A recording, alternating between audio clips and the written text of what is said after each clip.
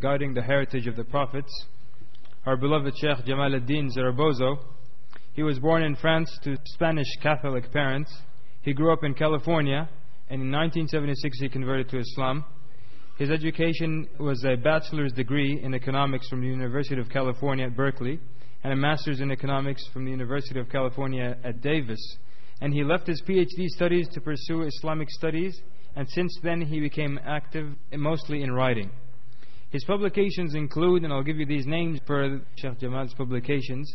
He has the famous commentary on the 40 Hadith of An-Nawawi, that's 3 volumes, and how to approach and understand the Qur'an. Likewise, the authority and importance of the Sunnah. There is the Friday prayer, and it's a 3-part book. Likewise, there's the book He Came to Teach You Your Religion, and the purification of the soul, concepts, process, and means. The books that are translated by the Sheikh include Religious Extremism, The Fiqh of Marriage in the Light of the Qur'an and the Sunnah, Fiqh Made Easy, a basic textbook of fiqh, The World of Jinn and Devils, The Path to Paradise, Words of Remembrance and Words of Reminder, Marital Discord, and he likewise gives lectures at different places in the United States and in England. And with that, we'll have the Sheikh begin, inshallah. Wa rahmatullahi wa barakatuh. Alhamdulillah, alhamdulillah wa salatu wa salam. Our lecture tonight, as you know, it's about guarding the heritage of the Prophets. And in particular, when you hear that concept in itself, you are immediately brought back to a hadith of the Prophet ﷺ. And actually even that hadith, the way it is usually recorded, it is recorded with a little bit of a story behind it, in which one person went from Medina to Damascus to see the companion of the Prophet ﷺ, Abu Darda. And of course, during those times, going from Medina to Damascus is not just a simple journey, a day's flight and so forth. So when he found Abu Darda in Damascus, Abu Darda asked him, "What is it that brought you here?" And the man answered, "I came, or what brought me here was a hadith that has been conveyed to me that you heard it from the Messenger of Allah sallallahu alaihi wasallam."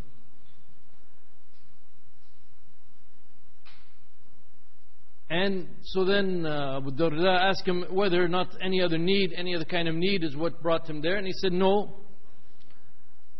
He asked him, "Did you come for any kind of trade or business or purpose or like that?" And he told him no. He said, I only came to get this hadith." So Abu Darda told him that he heard the Prophet ﷺ say,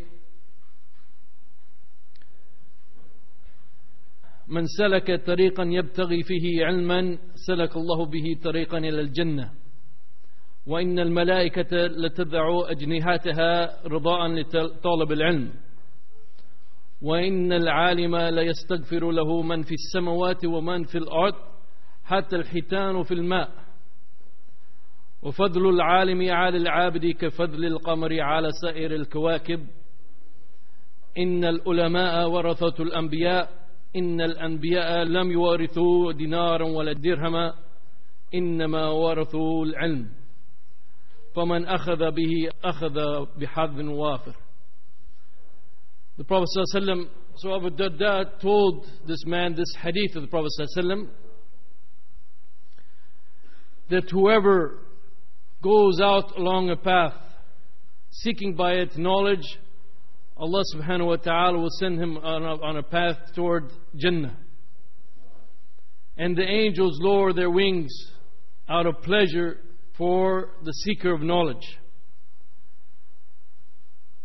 And the scholar is being sought forgiveness for by whatever exists in the heavens and the earth, even the fish in the sea. And the virtuousness of the scholar over the rest, over the servant, and the worshipper who is not a scholar, is like the virtuousness of the moon over the rest of the planets. And the scholars are the heirs of the prophets. as the Prophets do not leave any dinar or dirham, any kind of money, but they leave as their legacy, they leave ilm, knowledge. And whoever takes it, takes a bounteous thing. So in this one hadith of the Prophet ﷺ, we see some of the virtues of knowledge, and we see the Prophet ﷺ describing the ilm itself as the legacy of the Prophets. This is the thing that the Prophets are leaving behind, and they're not leaving behind wealth that people can consume and it's finished. They're leaving behind something which is much more than important than that. They're leaving behind the ilm that Allah subhanahu wa ta'ala had sent them with. And this ilm is available for everyone to take and to learn. And those people who take that ilm and those people who get that knowledge and work to get that knowledge, they are in fact the heirs of the Prophets. The heirs of the Prophets. They are the ones who are really taking what it is, the main thing that the Prophets have left behind for all of mankind. It is obviously a great honor for someone to be and to think of himself that he can get this kind of honor, to be the heir of the Prophet Muhammad ﷺ, or the heir of all the Prophets. That he is getting that thing that they have left behind. And so this topic of knowledge, and it is a very important topic that every Muslim should be concerned with. It would not be referred to as the heir of the Prophets, the legacy of the Prophets, unless it was something very important. Obviously the Prophets are going to leave behind something very important for all of mankind. What you find in many of the hadith of the Prophet ﷺ concerning this knowledge, before even the concept or the idea of guarding this knowledge and preserving this knowledge, first of all, we have to consider some of the aspects about how this knowledge is obtained. And what we see in different hadith of the Prophet ﷺ is that this knowledge does not come to people without sacrifice and without effort. As in this hadith that I've just read, the Prophet ﷺ describing the one, "Man salaka tariqan yabtaghi fihi ilma," and it's someone who is going out to follow a path with the intention of getting knowledge. So he's doing some effort. He's going out to get that knowledge. He's not sitting and waiting at home and expecting the knowledge just to come to him. He's not spending all of his time and energy on other things, and if he has any time left over, some spare time, some free time, he thinks in that spare time and that free time he will get the knowledge of this deen, this legacy of the Prophets. No, the Prophet ﷺ is describing the one who's taking the effort and is going out to get that knowledge. And he's putting the time and the energy into getting that knowledge. And as I said, if you look at other hadith of the Prophet ﷺ, you understand very clearly that the ilm, the knowledge, is something that is to be sought, something to be worked for. And inshallah, when you work for it, Allah subhanahu wa ta'ala will bless you with that knowledge, that legacy that the Prophets have left behind. For example, the Prophet ﷺ said, "Man yuridillahu bihi khayran yufaqihu fi ad-din, wa innama al-ilmu bi-ta'allum, wa innama al-ilmu bi-ta'allum." The Prophet ﷺ said that for whoever Allah has desired good for, He gives him understanding of the deen. Now in this same hadith, in which the Prophet ﷺ said, whoever Allah subhanahu wa ta'ala desires good for, He gives him understanding of the deen. In the exact same statement, the Prophet ﷺ also said that ilm, or knowledge, is obtained through learning. So we can understand from this that those people whom Allah subhanahu wa ta'ala desires good for, He guides them to the way of obtaining knowledge, of learning. Even these people, the Prophet ﷺ alludes to the fact that they are getting ilm through learning, through going through the stages of getting that knowledge. In the other hadith of the Prophet ﷺ, the well-known hadith, طَلَبُ الْعِلْمِ فَرِيضَةٌ عَلَى كُلِّ Muslim. Seeking knowledge. Again, going out and getting knowledge. This is an obligation upon every Muslim. So this hadith of the Prophet ﷺ, as I said, if we're speaking about guarding the legacy or the heritage of the Prophets, the first key behind it is to know even how to get that legacy. And that legacy, as I said, as is clear in this hadith, is something that you go out and you sacrifice your time, you sacrifice your energy for, and inshallah you will get. Allah subhanahu wa ta'ala will bless you with that knowledge and will bless you with an understanding of the deen. Even the companions of the Prophet Muhammad sallallahu alaihi wasallam, even those people who were very close to the Prophet sallallahu alaihi wasallam, and they did not rest upon their laurels of even what they heard directly from the Prophet ﷺ. But they continued to sacrifice and spend their time and money and energy to get more of the wealth of the Prophet ﷺ, to get more of this inheritance, to get more of this ilm, and to preserve the ilm that they had. For example, Abu Hurairah radiyallahu anhu, who the Prophet ﷺ had made dua for him not to forget any of the hadith that he had learned from the Prophet ﷺ. Even Abu Hurairah used to take the steps to try to preserve that knowledge. It is written about Abu Hurairah that he used to divide his nights into 3 portions, 1/3 for sleeping, and 1/3 for praying, and 1/3 for studying the hadith of the Prophet ﷺ. He became the most proficient and one of the most recognized people of knowledge because of the efforts that he put into it. We find other Sahaba also, like Jabir ibn Abdullah, who traveled for 1 month to Egypt just to verify a hadith of the Prophet ﷺ from someone who heard it directly from the Prophet ﷺ. We also have Abu Ayyub, who did something similar. And again, those days traveling meant lots of expenses, lots of time, lots of energy being used just to check and verify one hadith from the Prophet ﷺ. How many people today, they'll come up to someone and they'll ask him about a hadith, and they'll be too lazy even to go to the books that are just sitting a shelf away to find the hadith of the Prophet ﷺ. And if they can't find it, that's okay, they'll leave it. It's not worth the effort.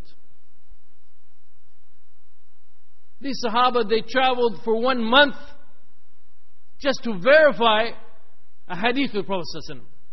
As in the one case, he told the other person he met, he said, the two of us are the only two alive who heard this hadith directly from the Prophet ﷺ, and I want to reconfirm the wording of the hadith of the Prophet ﷺ. And not even to get new knowledge, even just to confirm and support what they have, they will do this kind of energy, spend this type of energy for the sake of getting knowledge. Imagine how much that must cost to travel, for example, from Medina to Damascus, from Medina to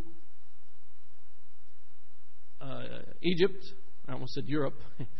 At that time, they weren't, I guess, traveling to Europe at that time. To check hadith from Egypt, from Medina to Egypt. How much time to check one hadith? What is the kind of attitude that we have towards ilm nowadays? When we think about it and compare it to these examples that we have in front of us. If you have, for example, a book or pamphlet about Islam, if you want to distribute it, You want to find it in everybody's home? There's only one way to do it. Make it free. If it's free, everyone, oh yes, yes, I'm interested. As soon as you say even it's $1, $2, $3, over half the people, or the majority, the vast majority of the people, are no longer interested. That is the kind of attitude that we see it. I've seen it in front of myself many times. And you see at a conference, for example, there'll be a table, someone will come by, oh, are these books free? No, they're for sale. Okay, thanks. And this is how much we value our ilm. This is how much we value the legacy that is left behind by the prophets. And can you imagine any kind of ilm, any kind of knowledge that could be more important than that legacy that is left behind by the prophets? And this is sometimes we have our priorities in this world, unfortunately, confused. Yes, everybody has to make a living, everybody has to support himself and so forth. But even though that's the case, we should not have the dramatic differences that we see many times between our attitude towards different kinds of knowledge that is available today. Like, for example, if someone has a textbook from school, or if he has a textbook from work that he's expected to learn, you'll find that he takes it very seriously. You know, he takes the book out and have like 3 different color markers and mark, you know, something in yellow. That means caution. I guess red means stop and green means go. I don't use that 3-color system, so... But he'll read it intently. Maybe he'll read it 2 or 3 times. But when it comes to Islamic books, he doesn't want anything that's too heavy, not too detailed. And he's not going to give his best time to read it. You know, he's not going to, if he's going to read, for example, his textbook or his book for work, he's going to go into his office, close the door, you know, make sure the kids are outside. No one's bothering him. Yet he will not take the same kind of care and the same kind of attitude towards the book related to the deen. And in fact, many times the books that are related to the deen, those are the books that are sitting next to the bed. When the person's tired, he's just about to go to bed, he needs something to read to put him to sleep. He takes these kind of books until he gets really tired and can't understand anything, and then he puts it back. And then the next night he tries to figure out where he left off. Yeah, I remember that word. No. And we have to concentrate. It is shameful that we give, as I said, everyone has to make ends meet, everyone has to support themselves. But when you look at the vast difference, the way we treat the knowledge of computers or engineering or sciences, and how we would treat our religious knowledge, in many cases the difference is so great. While the benefits of this legacy of the Prophet ﷺ, of the Prophets ﷺ, is so great that we should not be losing this legacy and this beneficial aspect in our life. And as the Prophet ﷺ has reminded us, or as I should say, as Allah subhanahu wa ta'ala has shown us in the Qur'an, the ilm, the having the real knowledge and being from the real ulama, those people who have knowledge and apply that knowledge, the real ulama, these are the true people who have the correct fear of Allah subhanahu wa ta'ala. As Allah subhanahu wa ta'ala says in the Qur'an, إِنَّمَا يَخْشَى اللَّهَ مِنْ عِبَادِهِ الْعُلَمَاءِ, that verily only those who have the true fear of Allah subhanahu wa ta'ala are the ulama. And some of the early scholars, when talking about this verse, they said they get the feeling from this verse, or they get the meaning from this verse, that only the ulama will enter Jannah. Only the ulama will enter Jannah. What they mean by that, only the people who have the knowledge of the religion and apply that These are the actual people who are having the real fear of Allah subhanahu wa ta'ala. Because innama, it means an all-inclusiveness. These are the only people who really have the fear of Allah subhanahu wa ta'ala and who will be deserving of Allah subhanahu wa ta'ala's pleasure in the hereafter. Obviously, there's many verses in the Qur'an, many hadith of the Prophet ﷺ about the virtues of knowledge. I just want to talk a little bit about some of the importance and some of the benefits of guarding this knowledge and keeping this legacy of the Prophets. And then, inshallah, I want to make a few comments on our current situation. One of the important aspects of this, of getting ilm, of having this knowledge, this legacy of the Prophets, is that by this knowledge, inshallah, the Muslim, the believer, learns his faith correctly. And he truly learns his faith. And when you say about the Muslim that he truly learns his faith, what that means is he truly learns about Allah subhanahu wa ta'ala. He truly learns about the prophets of Allah subhanahu wa ta'ala. And the purpose in this life, and what this life is about, and what the hereafter is about. And if anyone has that kind of knowledge, if anyone has a real knowledge about Allah subhanahu wa ta'ala, and not just the theoretical knowledge, but the real knowledge that affects his heart as he increases in his knowledge. That he knows, for example, all of the bounties come only from Allah subhanahu wa ta'ala. And all of the provisions that he has can come only from Allah subhanahu wa ta'ala.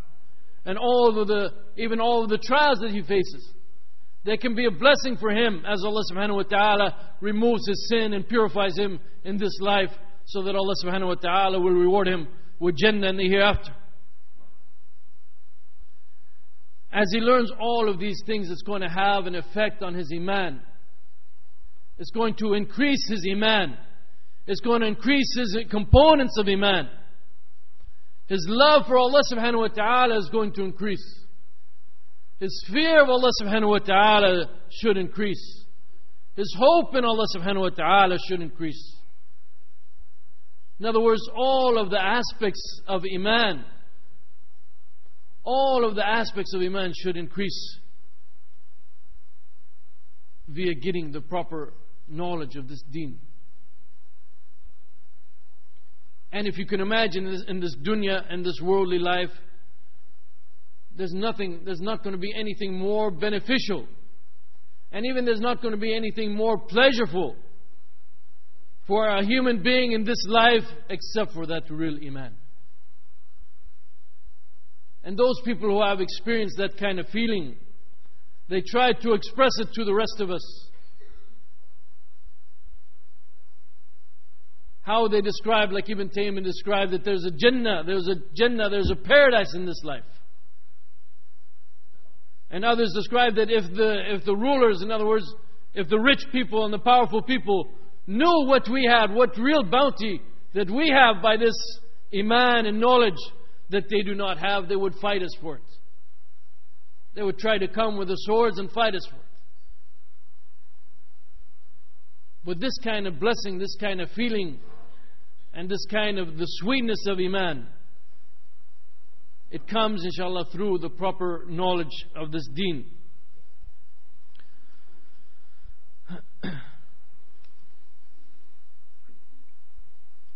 The proper knowledge obviously also helps us to identify what are the correct deeds that we should perform. And it is through knowledge that we should know what we're supposed to do, what is good for us to do, what will be pleasing to Allah subhanahu wa ta'ala under different circumstances, what we should remain away from, and what we should absolutely abstain from. The one who has knowledge, he sees these things in front of him. And he can understand what are the best deeds that he can perform given his situation, such that he pleases Allah subhanahu wa ta'ala in the best way. And to use modern day economics term, he maximizes his, not profits, but his capacity, let's say. And he knows what are the deeds that are pleasing to Allah subhanahu wa ta'ala under different circumstances. And he knows and he recognizes what are the deeds that he must remain away from. And closely related to that also, as we spoke about, I think, last night, especially in an environment like this environment, where all around us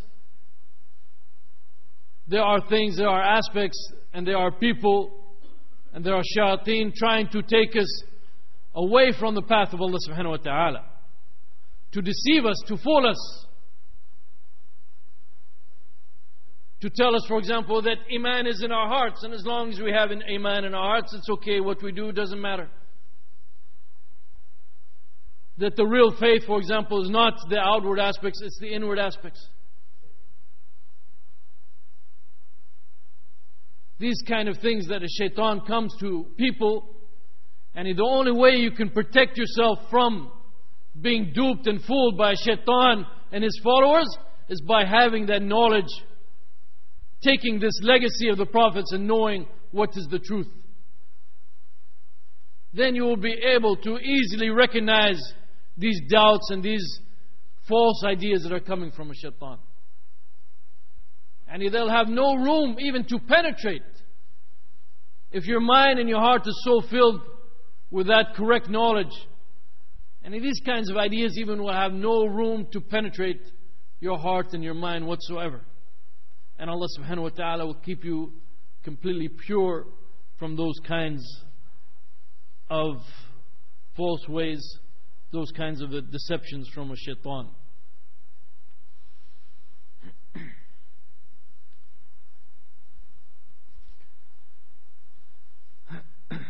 If we look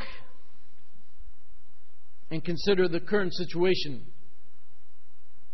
of the Muslim Ummah today, and if we take, for example, our situation here in the United States, there's no question that we as a Muslim Ummah, we as a people, we cannot know what is correct, we cannot know what is the right path to follow unless we have ulama among us. The Prophet ﷺ has described to us that Allah subhanahu wa ta'ala does not take the ilm away from the people, yani by snatching it from their hearts, but instead Allah allows the ulama to die. And then they are replaced with people without knowledge, they are misguided and they misguide others. Especially in the last few years, we've seen many of our ulama passing away. Rahmatullahi alayhim. This should make us think about this fact, that we as a Muslim Ummah, we need ulama. Whether we're talking about ourselves as a community here in the United States or as a Muslim Ummah as a whole, we need ulama to be our guides, to take this knowledge, this legacy of the prophets. They are the heirs of the prophets, and to give it to us and to show us what is the way that is pleasing to Allah subhanahu wa ta'ala, and to teach us in our deen. And especially in our situation here, where we're facing many different kind of ibtila, trials and fitnas.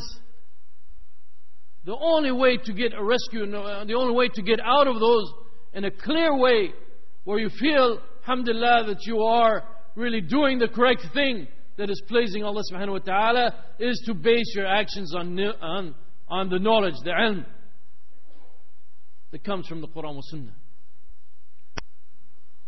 So this ilm, this knowledge, and these ulama is something that we greatly require.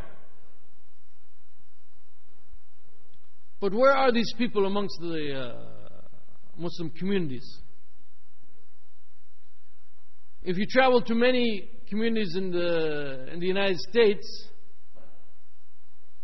and I know that this area, Virginia here, and this area is an exception, because Brother Mamdouh once told me that there's more sheikhs per square mile in Virginia than any other part of the United States. So I know that this area is an exception. But if you go to many parts of the United States, you can find a masjid where in Salat al-Jum'ah maybe there's 3,000, 4,000 people. Yet among those 3,000 or 4,000 people, the number of people who are actually qualified to give the khutbah or to give lessons and lectures on Islam, maybe you'll find 1, 2, or 3 or 4. I've seen this myself in many mosques. 3,000, 4,000 people praying Jummah, but actually the number of people who can even give khutbah in that mosque is maybe 3 or 4. You might have 1,000 who are willing to give khutbah, but that's a different story. But really qualified, just a handful. And so all of the efforts of the mosque have to fall upon these people, because they're the only ones who are really qualified to give the ilm. This is a very sad situation. And the ramifications of it are very great. First of all, if you only have those few number of people, then what this is also going to imply, or what this is also going to mean, is that you're not going to have a good number of good examples among the people who really have the knowledge and are applying that knowledge in their lives. An example and people who are examples is very important for the community as a whole.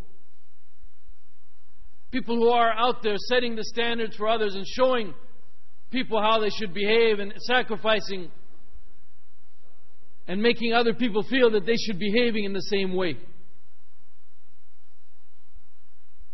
And this is one of the benefits of having the real ulama, the real scholars,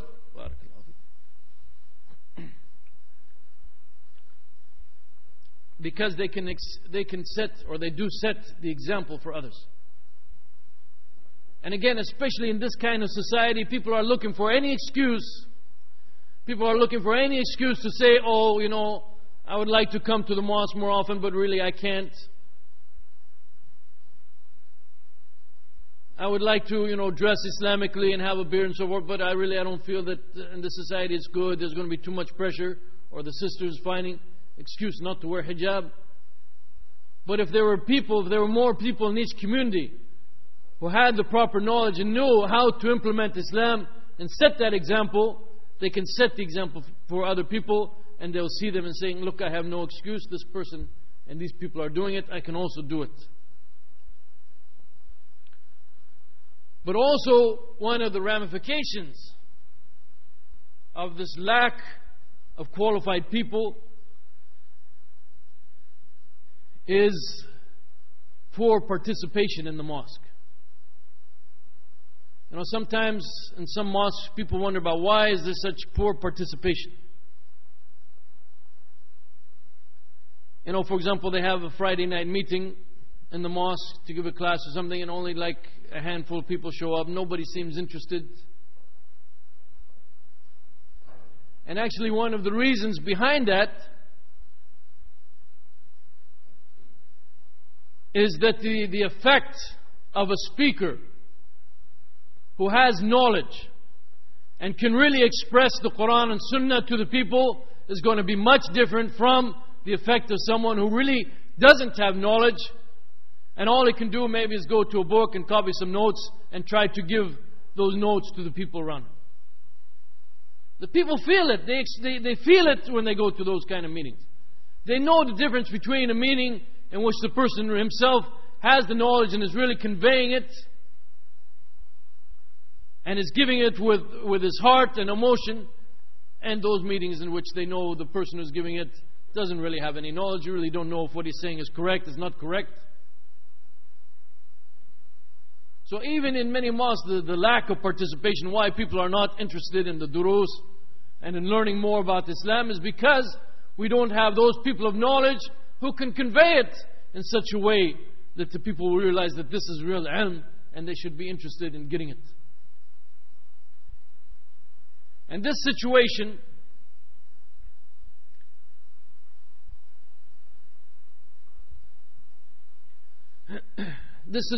to be frank, if we look, again, concentrating on our situation here, this situation looks like it's going to be getting worse before it gets better. Because look at the masses of the Muslim parents and how they are steering their children, and what do they consider to be the most important thing for their children. What kind of knowledge do they want their children to get? And what are the priorities that they are setting for their children?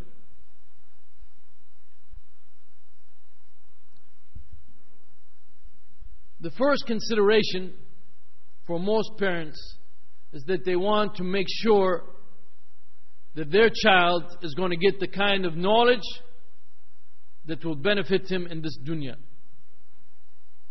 He's going to be able to buy a nice car, have nice clothing, have a nice house, and so forth. Unfortunately, this is the first priority that most parents have with respect to their children. And maybe they're doing it out of good intention. They feel like it's their obligation to make sure that their children will be on their feet when they get older, so they try to make sure that they get this kind of knowledge. But they have to realize, of course, and they have to remember that rizq, or provisions and wealth, only come from Allah subhanahu wa ta'ala. You can try to guarantee the best education for your child, and Allah subhanahu wa ta'ala may make it all fail. He may get a PhD and he may be unemployed for the next 3 or 4 years. So first of all, we have to realize that the rizq and these bounties and this wealth doesn't come by the PhD or by the bachelor's degree, but it comes only from Allah subhanahu wa ta'ala. But this aspect that we see, as I said, we see it very often among the children, and where their parents are trying to encourage them and do their best to make sure that they are getting the knowledge of this dunya so that they can have wealth and support themselves in the future. And Islamic knowledge is secondary or even tertiary or something of that nature. And as I said, this is something that exists throughout most of the communities. Most of the parents, they are not trying to push their children to really get an Islamic education and realize the importance of having ulama in the next generation.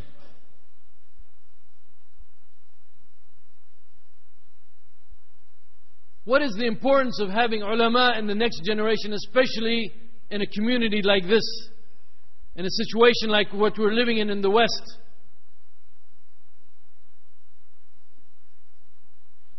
What kind of ajr, inshallah, will come, inshallah, to the parents who realize that, inshallah, the provisions, the rizq comes from Allah subhanahu wa ta'ala, and if my child grows up to be an alim, he'll be much more useful and much more beneficial and much more pleasing to Allah subhanahu wa ta'ala than if he grows up being an engineer, computer scientist, or something of that nature. And in our ummah we have plenty. We have plenty of engineers, we have plenty of computer scientists, we have plenty of doctors. What we are lacking is scholars who have this knowledge of the legacy of the prophets. As in that example I gave before, in a masjid of 3,000 or 4,000 people, if you wanted a lecture on computer science or engineering or something of this nature, you'd probably have tens or 20s or hundreds of people who are ready and willing and capable of giving a lecture of that nature. But we have to think about the future generations. I mean, even right now, even at this current state, there's lots of new issues There's lots of ibtila, lots of fitna, especially since September 11, maybe even there's more. Where are the real ulama who can analyze those things in our situation here and give us the correct guidance based on the Qur'an and Sunnah, based on the legacy of all the prophets, and based on the ilm that the Prophet Muhammad ﷺ in particular left behind?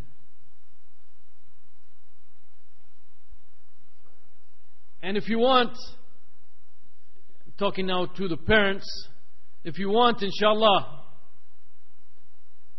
to do something that it looks like, inshallah, it will be something very pleasing to Allah subhanahu wa ta'ala, you should think about directing your children to become the ulama of the next generation. Because as I said, first of all, it is a fard kifaya. It is a fard kifaya, it is a communal obligation that we have ulama among us. And that we have a sufficient number of ulama that meets our needs as a community. And if we do not train them and bring them up to be ulama, then all of us are committing sins. The whole community is not fulfilling the fard kifaya, so all of the community is committing sins. So it's obligatory upon us to work to become scholars and to bring up our children to become scholars in the deen. And that action that is pleasing to Allah subhanahu wa ta'ala. The provisions of life, the necessities of life, they will come from Allah subhanahu wa ta'ala. But we need to meet that fard kifaya.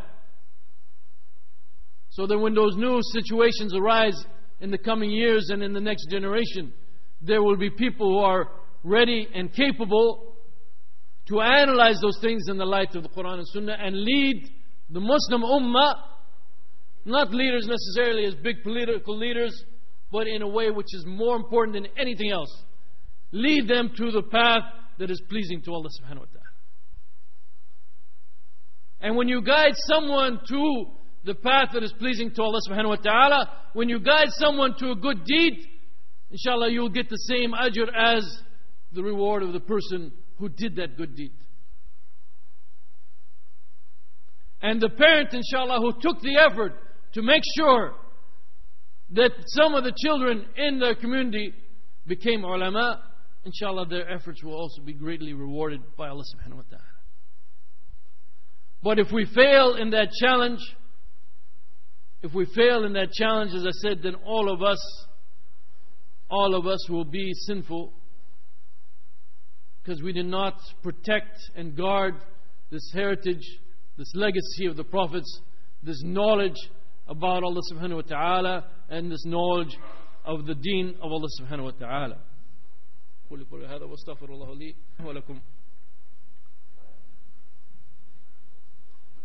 I would like to thank Sheikh Jamal Zarabozo very much for his lecture, and ask Allah also to reward him.